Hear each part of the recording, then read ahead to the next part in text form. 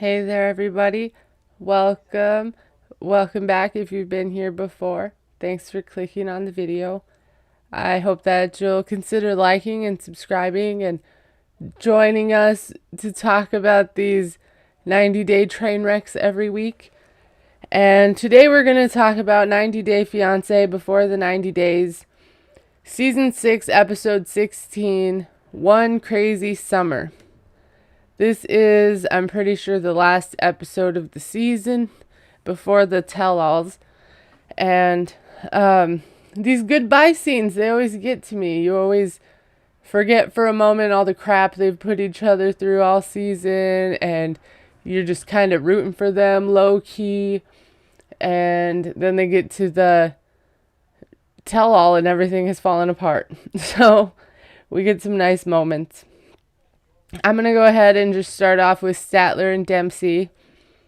Back at the castle, Statler has tracked Dempsey down in the room, and she wants to know if they're going to talk or if she's just going to pack. And she's like, "Are you going to leave without me? What's going on?" Because Dempsey is flying through this castle with a quickness to get out of here. Statler's still trying to get her to talk to her, and she finally says that her saying that she doesn't want kids, and that's not what she told her. She said that they went into the relationship being on the same page of they hadn't made up their minds yet, and she's just sprung it on her that she for sure doesn't want them. And that's a make it or break it thing for their relationship. And Statler said said it wasn't going to work, and then Dempsey just walks away again. Statler has an interview, and she says she planned this romantic trip. They're parting ways soon. And even though Statler didn't tell Dempsey that she doesn't want kids, she also didn't tell Statler that she for sure wanted them. So I could see the point there. They both kind of said, I don't know, maybe it's a take it or leave it thing. But, she really had no idea that Dempsey was so adamant on being a mom, and she just doesn't want to lose her over this. Dempsey is back. She's dressed at lightning speed. She's got her coat on, her bag ready. And then Statler asks her why she's so upset.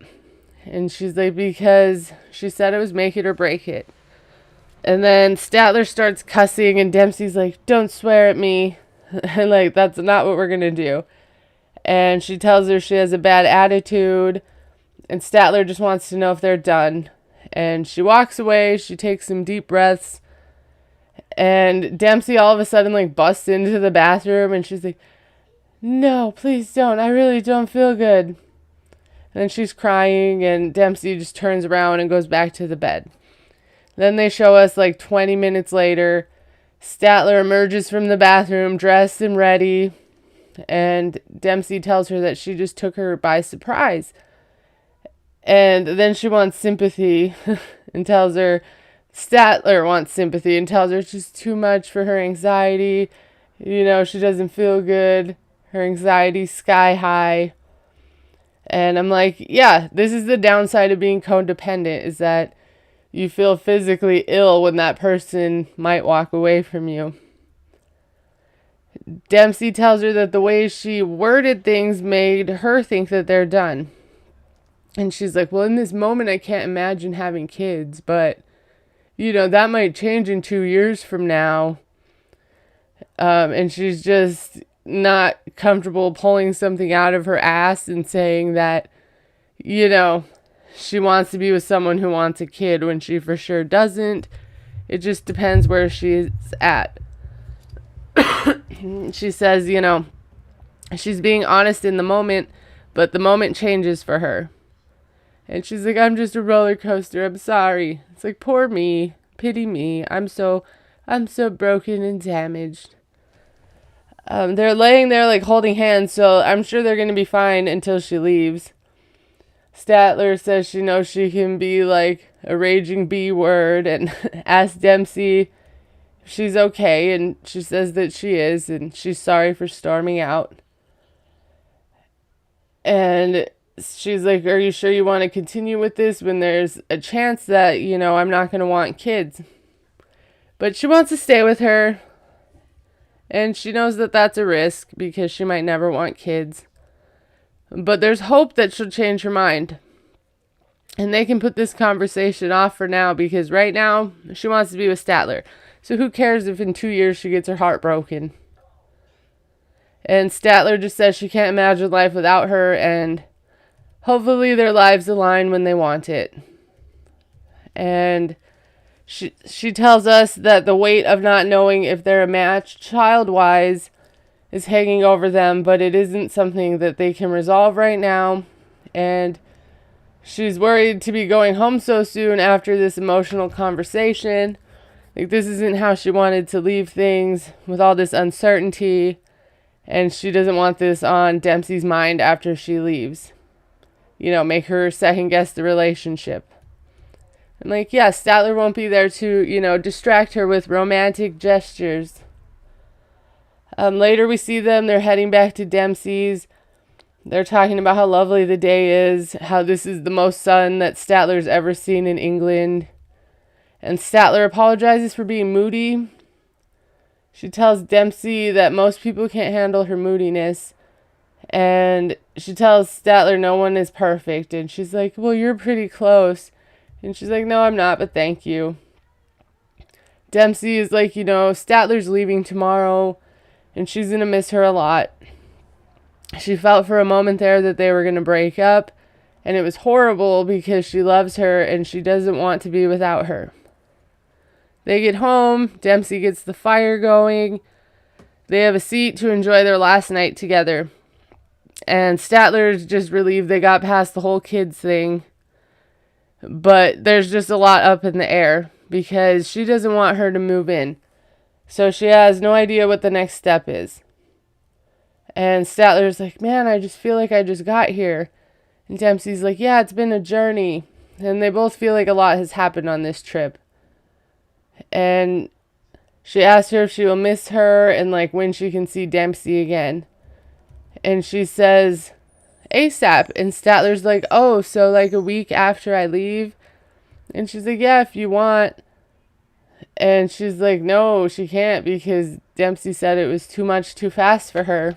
But now she changed her mind and Statler can move in with her if she wants. Yikes. So she thinks she's joking, but she isn't.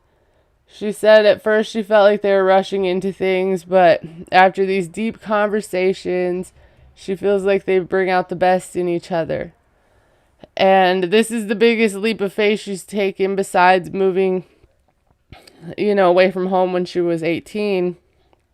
But she just wants to be with Statler and take a step to build a future. And then she's like, well, do you think my place is big enough for both of us? And Statler's like, I don't know. What do you think? It's your place. And she's like, well, can you adjust to farm life? And she's like, yeah, there's some changes that we could make. But it doesn't matter where she lives because she wants to be with her. Statler's shocked. She didn't know what changed her mind, but she's glad it did. And she'll be coming back in less than a month. She's ready to spend her life with her. But she's going to miss Wi-Fi and hot showers and the convenience of all the things she's used to in America. But she will be making huge sacrifices to be with the love of her life. We see them again. They're cuddling in bed. Statler doesn't want to leave. It's their last morning together, and she can't believe it. Her plan is to move back in less than 4 weeks, so she's excited.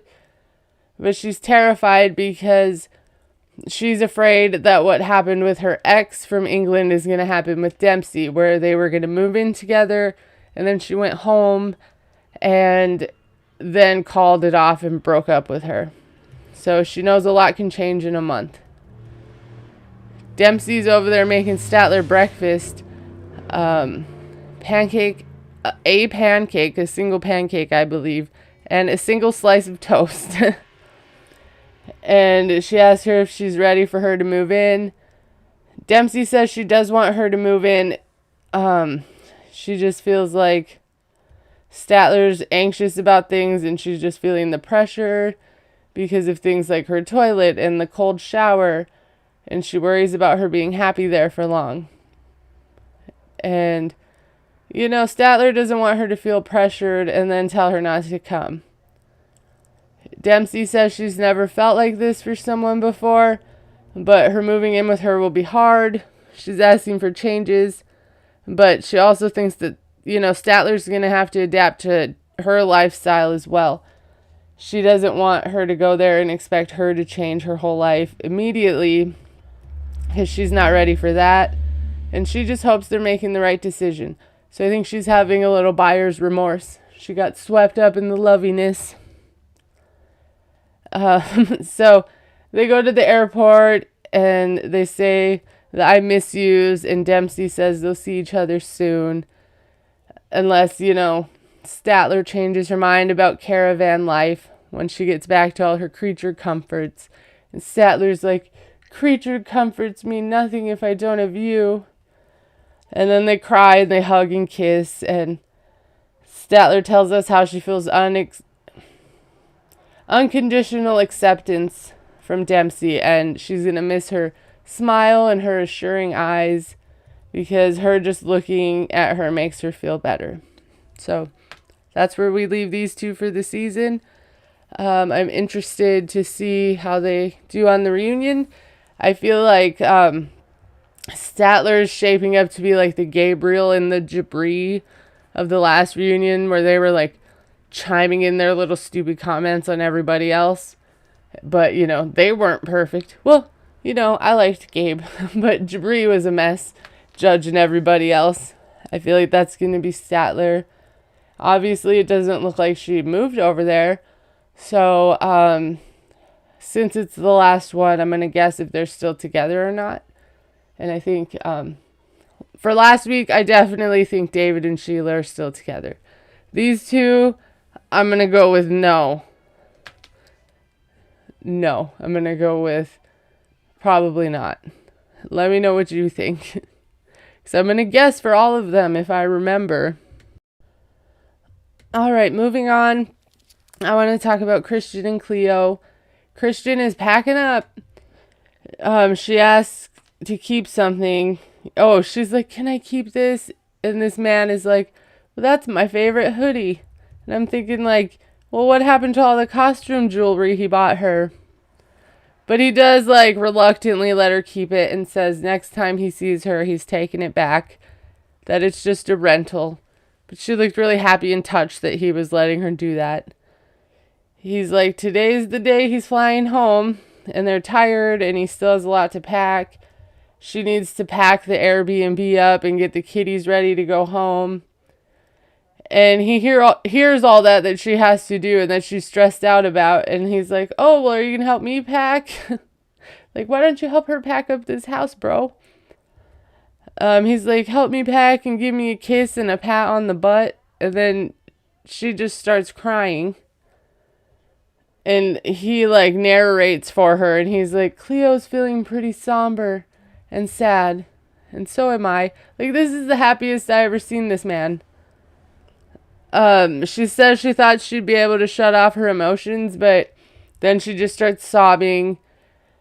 Then he's like packing and he says, this journey would have been a lot smoother, but situations have cropped up, like her insecurities. Nothing about what this guy did. Like when he's talking to single ladies at bars and she's trying to look at the positives.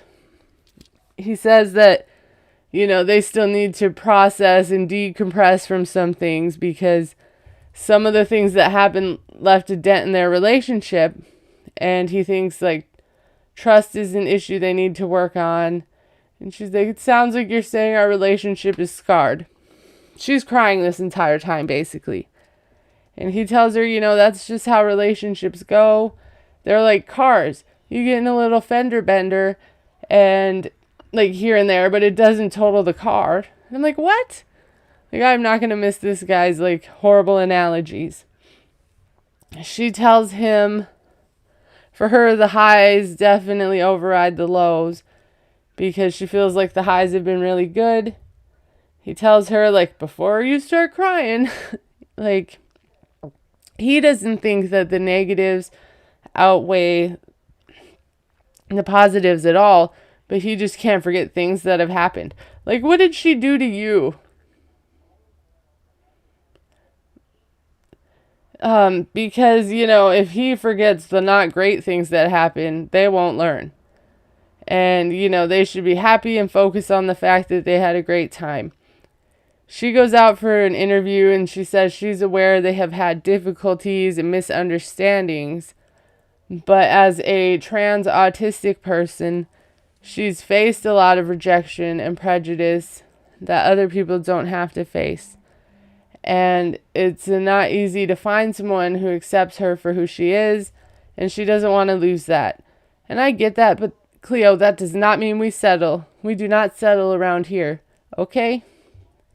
She says sometimes you really love somebody, and at the same time, maybe you're not meant to be together. And she's been in this position before, and it's hard.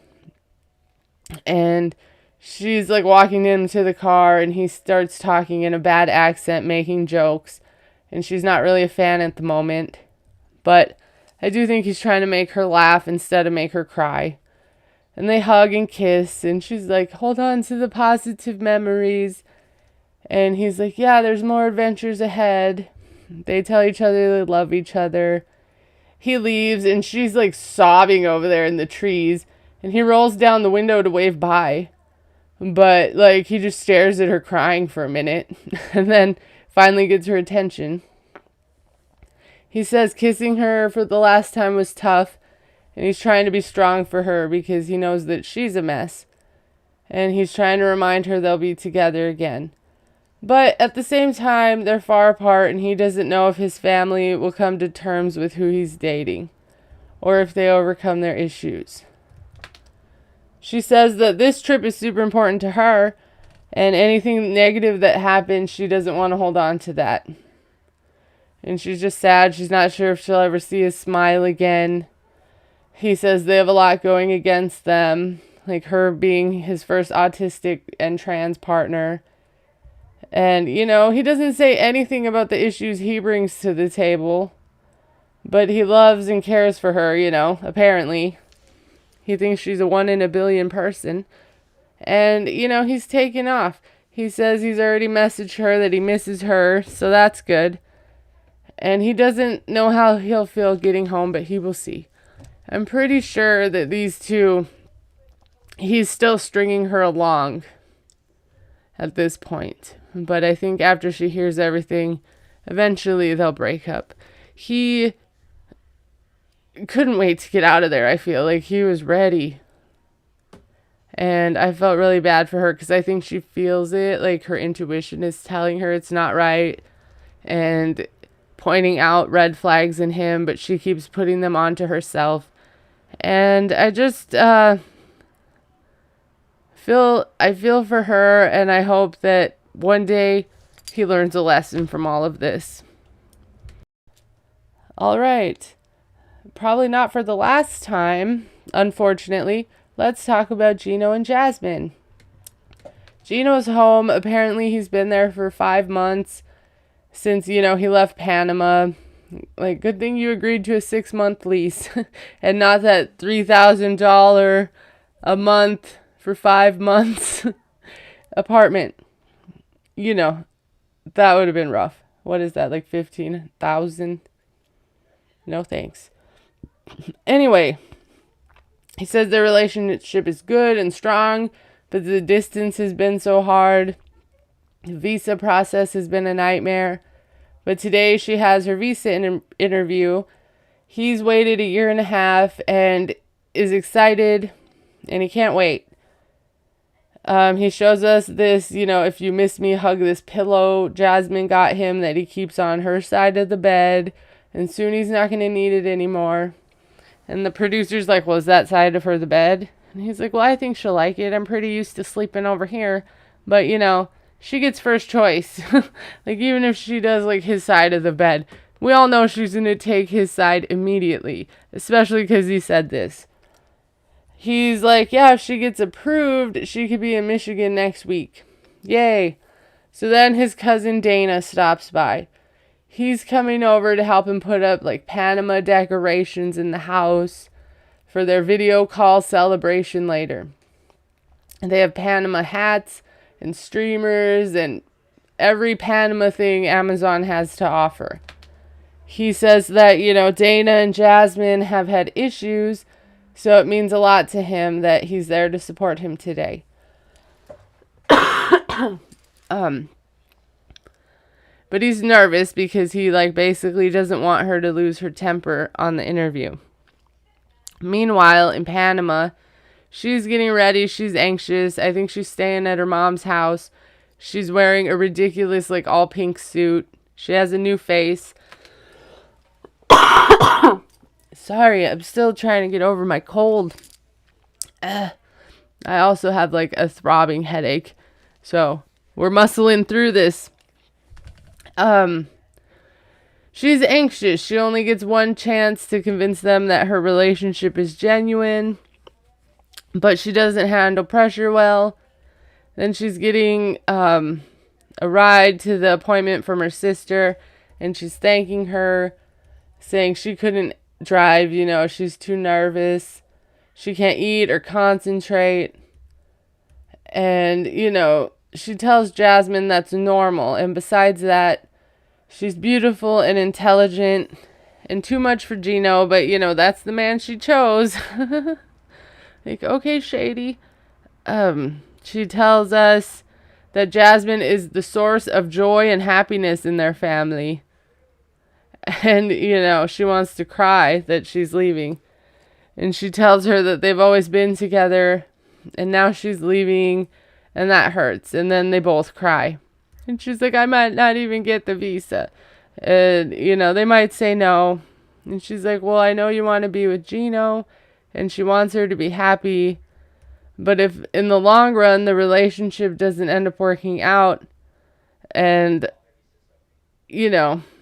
they all hope it does work out, but if it doesn't, and Jasmine's like, I would come back. She wouldn't stay in America. I don't believe that. So she tells us she's always thinking about how hard it'll be for her to move to the U.S., but also for her family. But she feels like she's doing the right thing. He's the love of her life, blah, blah, blah. She's scared because their relationship depends on the next 30 minutes. And I'm like, why are we watching this when they just released a trailer and we know she's in America and they're on the new season of 90 Day? Why do I get to see this? So, 90 minutes later, Gino's phone is a-buzzing. It's Jasmine. He's all excited by his Panama wall. And she's just hysterically sobbing again. And she's like, we'll never be able to be together.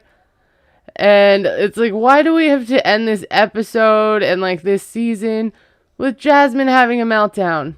It's like, why? This is beyond me, but here we go. She gets on the video call. She tells him, I'm so sick and tired of this. And she just went through all the paperwork. And after being there 90 minutes, they told her there was a problem processing her application. And she doesn't know what that is. He's trying to understand what happened. And he says, so you didn't do your visa interview today? She tells him, no, they didn't. He asked if they took her paperwork. They did. And he asked if she asked when she can get approval. And then she starts to freak out and she says, why am I going to get approval when I can't get the interview? He asked what else they said and she says that's it. She doesn't know what it means, but they're going to find any excuse for Jasmine and Gino not to be together. She's sobbing and she's like, why do you have the damn Panamanian flags up? And then she screams like a 4-year-old about how she doesn't want to see the flags in the background. And her face, she looks like she's throwing a tantrum and she stomps her foot and it's ridiculous. And at this point I'm like, where did the cousin go? I wonder if he left. She's like, move the camera. It's not time to celebrate. And then they shoot over to the cousin. in the kitchen, and he's like making drinks at the moment. And I'm like, good man. He's still wearing the hat. He's here for the party. He's like, he tells us that it's really bad, and why didn't they at least take her in and interview her today? Because she went all the way to the embassy in her like neon pink suit, and then they just took her paperwork, and that's just weird. He talks about all the work he did to get to this point, so he's trying to think about like what it is they could have forgot. He doesn't know what's going on. He's not feeling good. He's like, well, they didn't tell you no, did they? And she's like, well, no, they didn't. And he's like, there has to be a reason, and they're going to get to the bottom of it. She says, you know, they have every bit of information about her, and it's so depressing because she prefers a no rather than a no answer. Her life is again on hold. She can't plan anything because it all depends on a yes or no with the visa, which that makes sense. I could see why that's frustrating. She tells him they're screwed, and he says they aren't, and she wishes she could be as positive as Gino. And, you know, then she hangs up because she doesn't want to talk. The cousin walks in and asks what happened. He's like, yeah, I heard some of it. Like, yeah, the neighbors heard some of it, bro.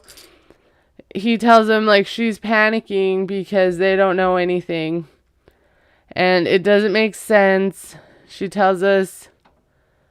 Then she tells us her brain and heart are always fighting because she wants to be with him and she loves him. But her mind tells her to give up. And she thinks they don't think their love is good enough for them to be in the same place. And she gives up. And that's it. But we all know that's not true. And she got her happy ass over here looking like Larissa 2.0. I want to know how she looks like Larissa when Larissa had the short hair and she first got here before all the plastic surgery. She looks like her. That's my opinion. This was a waste of my time to watch this because I know she's already here. And I didn't need to see her have a grown-ass woman meltdown like a child. And I don't think I'm the only one.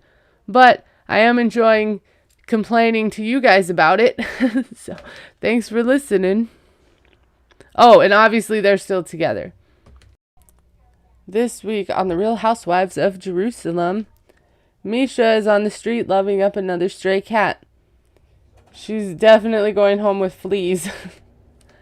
Nico tells us that she's going home tomorrow, and he has no doubt about their relationship, and he's willing to propose, but he still doesn't know if she'll say yes or no to him. They ask him if there's a prayer that he would say to make her accept his proposal, and he said, God, make Meisha love me more. Short and sweet, you know, to the point.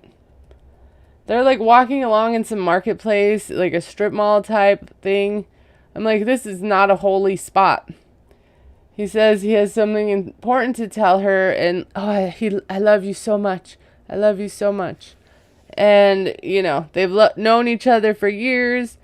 He's been waiting for a woman like her for years, and he gets down on one knee and proposes. Here, out of all the beautiful places they've been, this is where he proposes.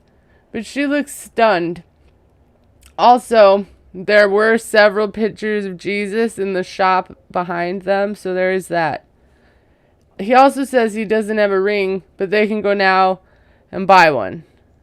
And at first I thought, well, that's not a bad idea, actually, because most of the time these women hate the ring the guy gets. But then I thought, he didn't want to waste his money if she said no. So he asked her if she says yes or no. And she's like, right here? And, like, you know, it's like even she's surprised by this location.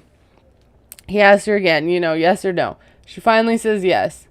The one guy behind them watching claps, and then he, like, turns around and goes back to work. And now they're off to the jewelry store. She's shocked that he did it in public, and he's like, yeah, how many people do it in public? And, like, he obviously realizes that happens a lot because he adds, in Jerusalem. And, you know, I'm like, oh, so it is a holy site just because it's Jerusalem, right? Like, I knew it. But then he adds, and it's 20 meters from the holy I don't know, Scepter Church. So, it's sacred too, and she's in shock. She tells us she's been praying about this, and she realizes that as quirky and as odd as he is, that yes was the right thing to say because he has strength and courage.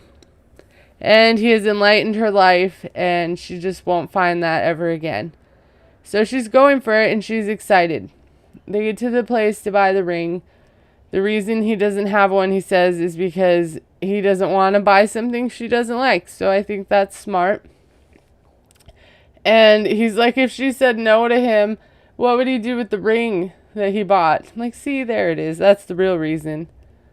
They asked the budget, and he's like, no, if she likes it, she can have it. We'll make it work.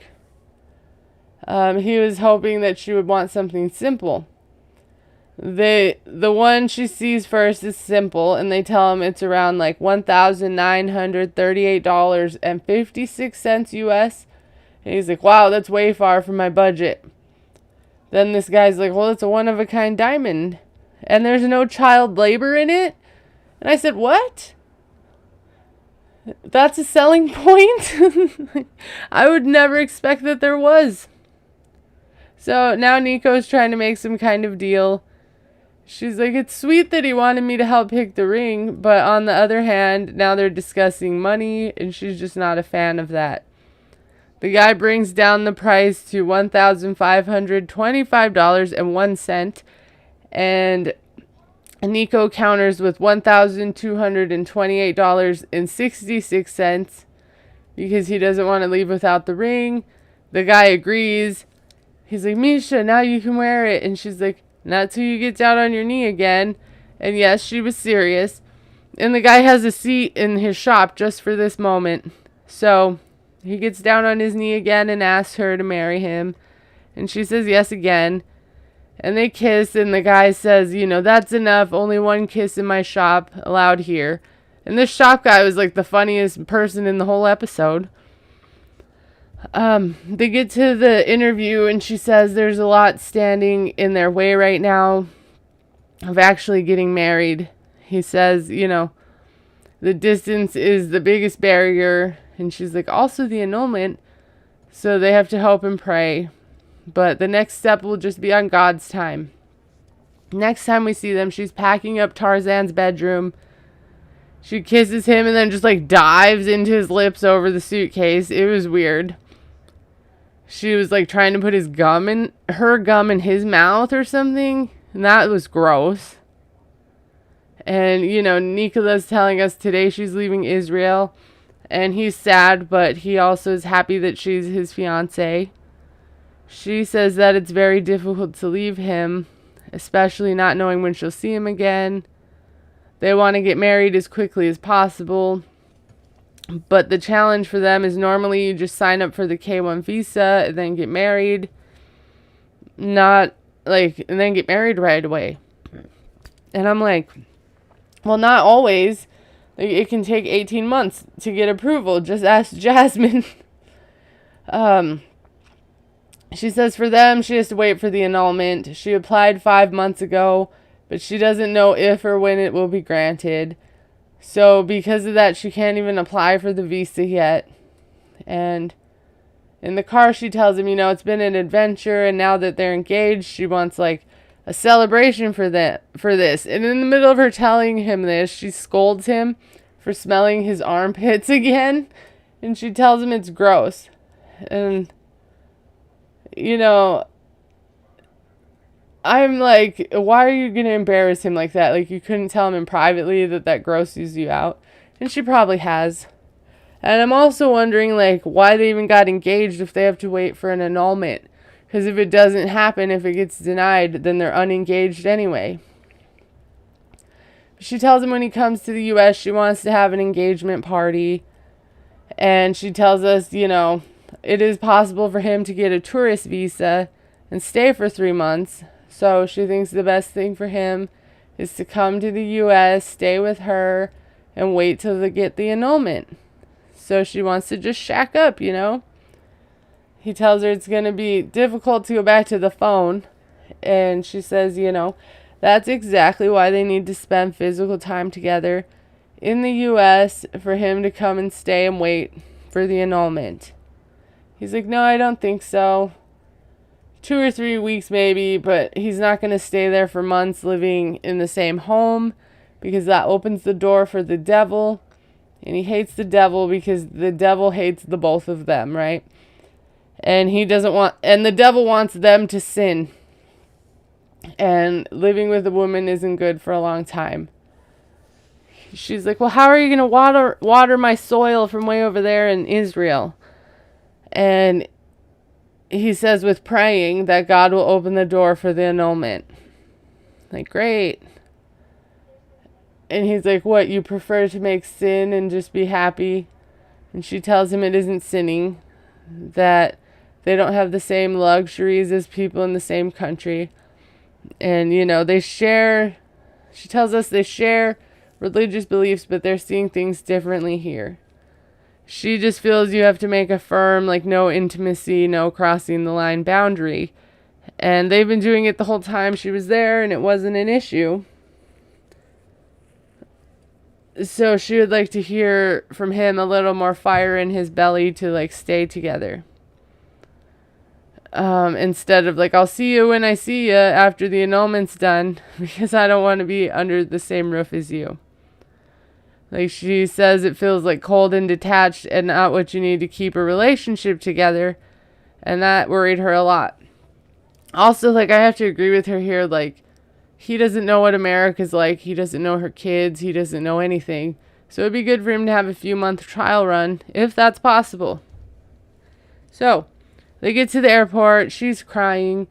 They hug. He kisses her forehead. He calls her sweetie pie again. Tells her, like, he'll miss her and she's just an amazing woman.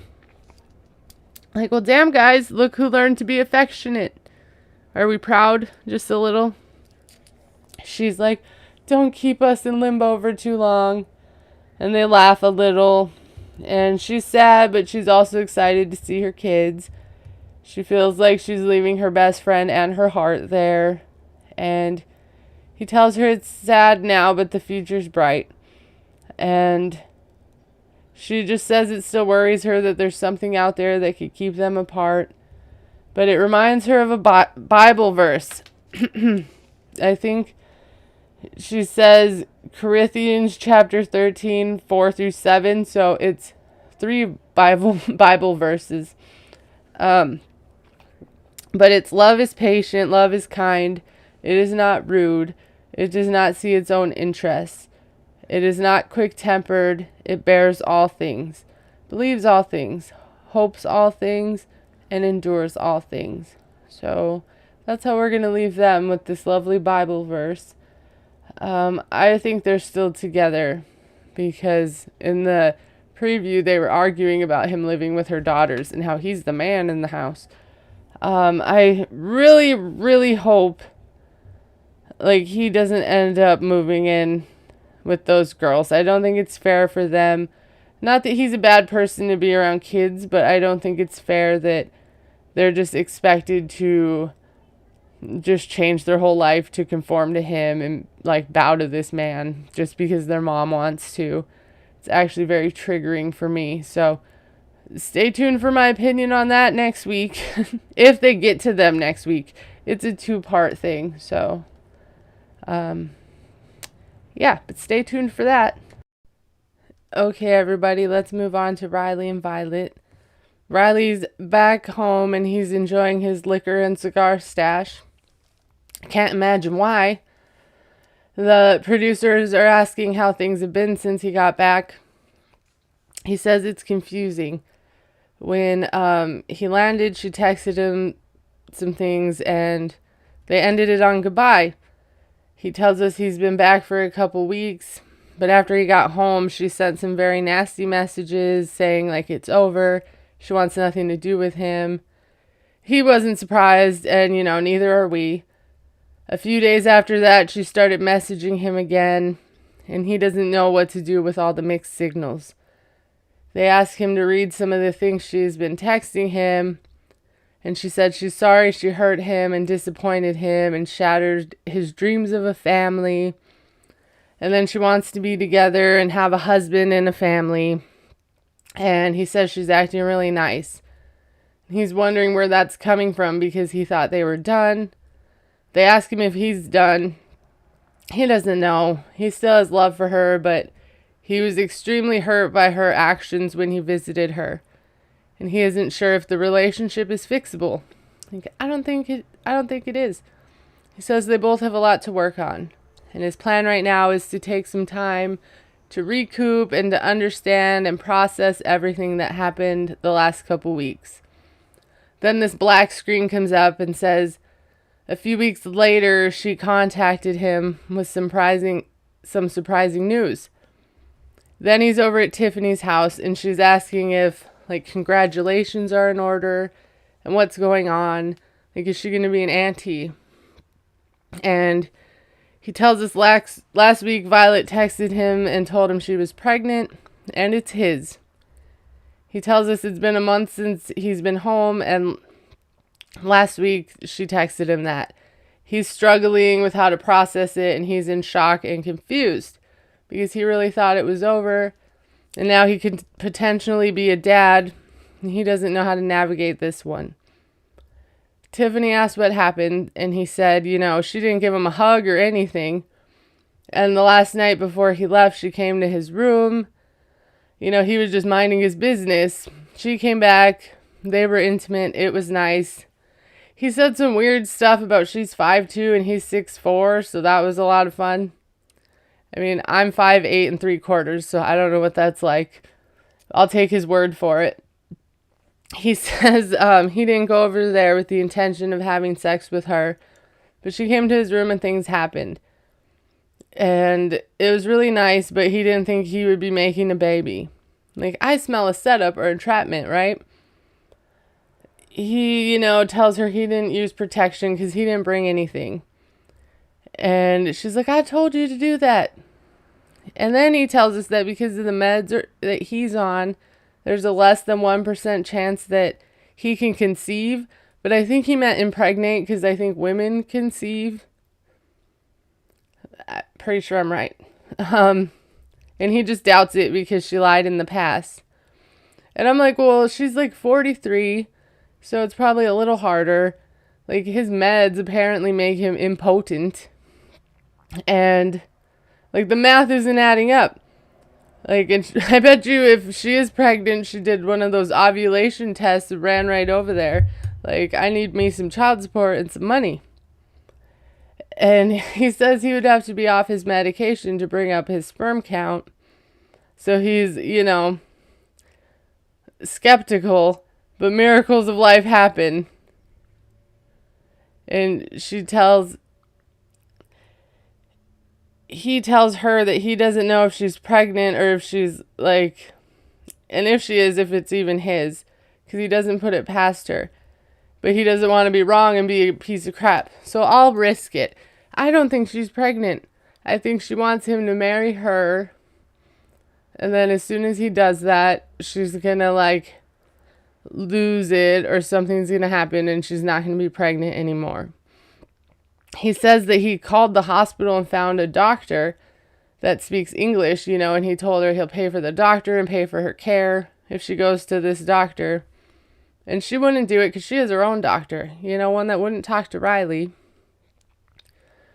So, they're talking and he's like, listen to jazz and classical music and put it on her belly. And I'm like, well, this baby's weeks old, so it's a lump of cells at this point, the music don't matter at this moment. But the point was he's trying to bring up stuff about her pregnancy. And she just brought back up the first night they were together and asked why he hasn't asked her to marry him. And Tiffany's her asking you that is crazy. And she knew she could play with him because he's never had a kid, so he doesn't have a blueprint to go off of. And the minute the opportunity is there, he should just marry her because she's pregnant. So then they can come to the U.S. Excuse me. She tells him, she hates to feel this way, but, is Violet trying to become a citizen? He doesn't think that because he thinks that she would have been nicer to him when he was there if she just wanted to come to America. I think she just wants some money. But he's questioning everything now. He tells us he wants to be excited, but the baby thing just isn't adding up. He doesn't want to get like emotionally attached to this and everything. Based on like their relationship history. And he doesn't even know if she's the only man he was seeing. Tiffany asked him if he's okay, and he says no, it sucks because he really wanted it to work. And he's emotional and he's crying. And he says he needs a DNA test to prove it's his, and if it is, he'll be a dad and raise the kid. But he hopes he isn't being played. I'm not one to be like, oh, she's lying about being pregnant. But I do know lots of people use that as a tool to manipulate someone and get what they want. And I just think the chances of her getting pregnant were slim. And I think she came up with this knowing she could say something happened later, but not knowing he was on this medication that brings down his sperm count. Because she didn't even know about his bad knee. So he's not going to tell her what medications he's on and the side effects. So I think this is a bunch of crap. Let me know what you think. This couple I definitely don't think is together anymore. I think they are going to be battling on the reunion. So I'm excited for that at least. Their story really waited till the last second to get interesting. Last up, let's talk about Amanda and Razvan. She's walking into the apartment with heart balloons and the rest of the Love Bombing 101 kit, and she tells us that she's leaving tomorrow. After they had a disagreement earlier today, like she's worried he's going to give up on them. And she feels like her being closed off has affected their relationship. I think she's just emotionalist and lacks empathy. Selfish. So now she really wants to confuse him and show him her soft side and that she can be the loving partner that he needs. Like, is anybody buying this crap? Not me. She says she needs to open up to him and be more vulnerable to him now because their relationship depends on it. And she even wrote him a little card and put their picture in it. And Razvan walks in. He's surprised. She's like, yeah, I got you a little present because I love you. In like her voice, her I'm trying to be nice voice. She got him a heart pillow for him to hug and remember how much she loves him. And a blanket to cuddle with and think of her. And like 9 to 10 picture frames with pictures of them to hang up at his house, so the women could see those pictures in the back of his TikToks. And he's happy. He tells her thank you. And then they start getting ready for dinner. He tells us it's their last night together, so they're going to a nice restaurant. And, he feels like they need to come to a conclusion on what to do. And his heart is telling him to stay and fight, but his head is like, this is toxic. You aren't good for each other. Run away. But he still doesn't know what to do. Run away. She tells us, she's anxious about their last dinner because she knows whatever's going on with them is going to come to a head. And it's really up to him at this point. They sit down, they order wine and salad, which is like a weird combo, I think, for me. And she says to him, the last time we talked, you were unsure about continuing the relationship. And she tells us, she's trying to mentally prepare for what's about to happen. And she can't wait around for him to keep being unsure about them. And, she's leaving tomorrow, and she needs to know if he still wants to be with her or not. At least she was straight to the point. She's like, listen, have I sucked up enough? Can you tell me before I leave? He tells her he feels like they're, like, in their relationship, he loves her a lot, but she's also his worst enemy. And he's scared that it won't work out in the end and that things won't change. She's like, well, things will change if we're both willing to change them. And, things that are unhealthy, that's what causes them to fight. So apparently that's what they got to change. For her, she says for her, it's difficult for her to talk to him about how she feels. So she got him and wrote him a card because that's easier. So he reads it and it says, the past few weeks with him have been crazy, but also the best time of her life. He means so much to her and she doesn't want to go one day without him. He's her soulmate and her protector and her knight in shining armor and her one true love. I'm just wondering if she whited out Jason's name and wrote Razvan. It's like she Googled cliche love words and just put them all in 5 sentences. Plus this feels very immature. I can't talk about my feelings, I'm 16 or something like that. She writes she's gonna do anything for him and for them, and she's sorry for everything she's done. He thinks it's sweet. He's surprised that she can be romantic. He just never saw that trait of hers. And I still feel like that card was so generic in what she said. And then she tells him it's a fresh start for them. This poor guy's backed in a corner and he can't say no. She asks what he thinks. He says, he feels that he loves her and wants to make it work and to be with her. And, he wanted to end things with her. He tells us this. He wanted to end things with her.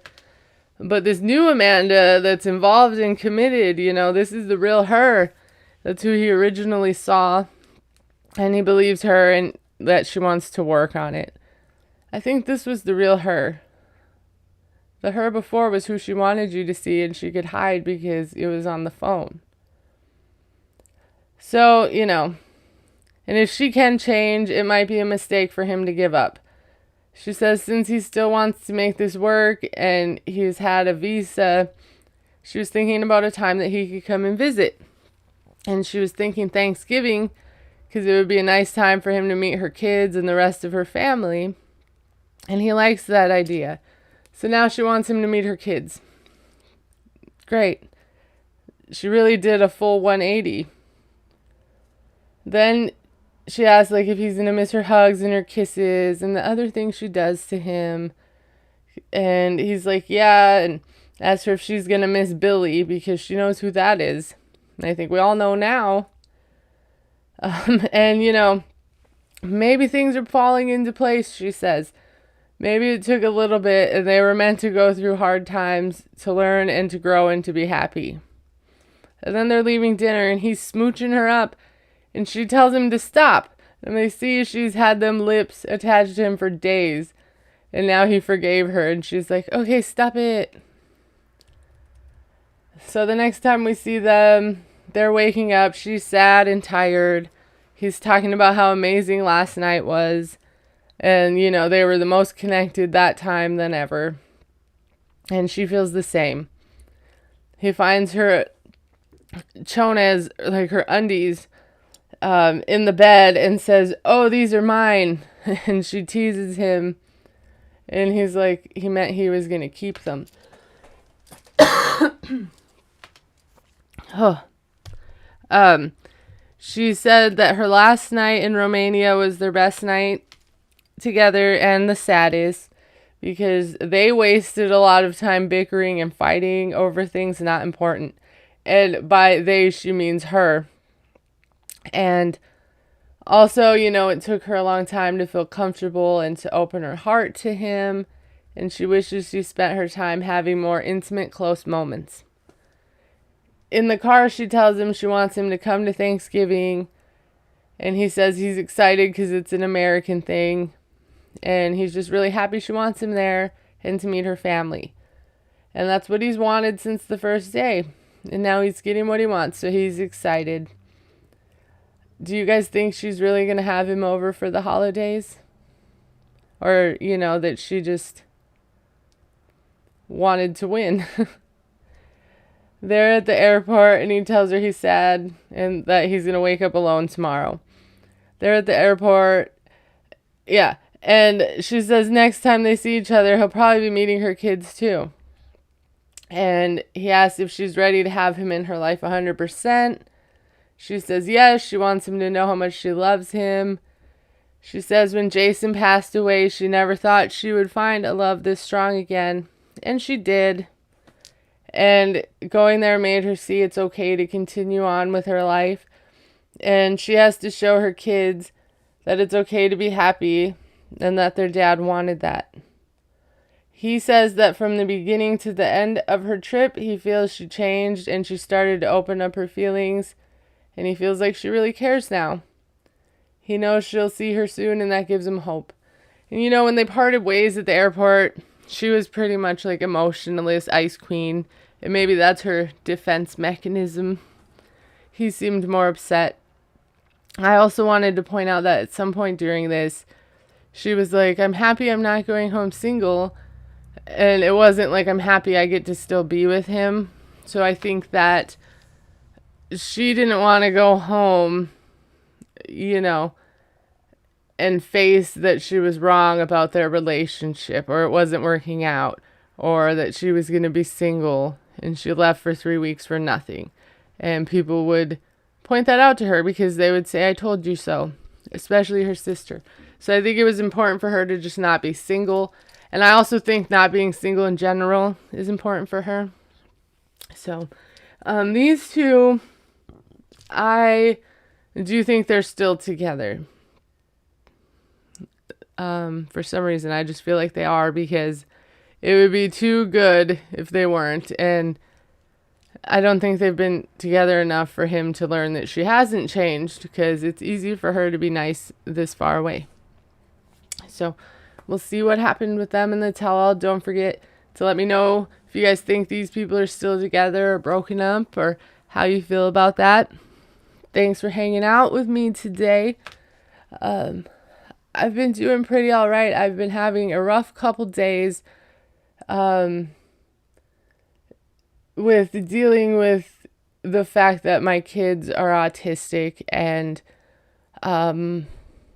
like the mom guilt from that, of not being able to take them to do certain activities, because this world isn't built for neurodivergent people.